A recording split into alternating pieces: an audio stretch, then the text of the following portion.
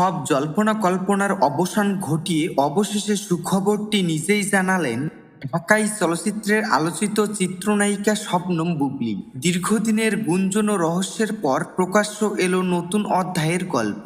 ফের মেগাস্টার শাকিব খান ও বুবলির সংসারে এসেছে নতুন অতিথি, এক ফুটফুটে কন্যা সন্তান। সামাজিক যোগাযোগ মাধ্যমে এক আবেগঘন যৌথ পোস্টে এই আনন্দের খবর শেয়ার করেন এই তারকা দম্পতি। তাদের আদরের কন্যার নাম রাখা হয়েছে শার্লিন খান। অভিনেত্রীর সোশ্যাল হ্যান্ডেল ফেসবুক পোস্টে একটি কার্ড প্রকাশ করেন বুবলী।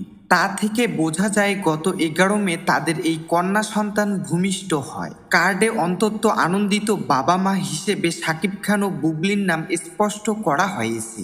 পোস্টে বুবলি লেখেন, আলহামদুলিল্লাহ, মহান আল্লাহর অশেষ রহমতে আমাদের পরিবারে একটি কন্যা সন্তান আগমন হয়েছে। এই আনন্দের মুহূর্তে যারা আমাদের জন্য দোয়া করেছেন এবং শুভকামনা জানিয়েছেন তাদের প্রতি আন্তরিক কৃতজ্ঞতা। আমাদের মেয়ের জন্য সবার দোয়া কামনা করছি। শবনম বুবলী 2018 সালের 20 জুলাই মেগাস্টার শাকিব খানকে বিয়ে করেন। এরপর 2020 সালের 21 মার্চ যুক্তরাষ্ট্রের হাসপাতালে জন্মগ্রহণ করেন শাকিব ও বুবলির একমাত্র সন্তান শেহজাদ খান বীর।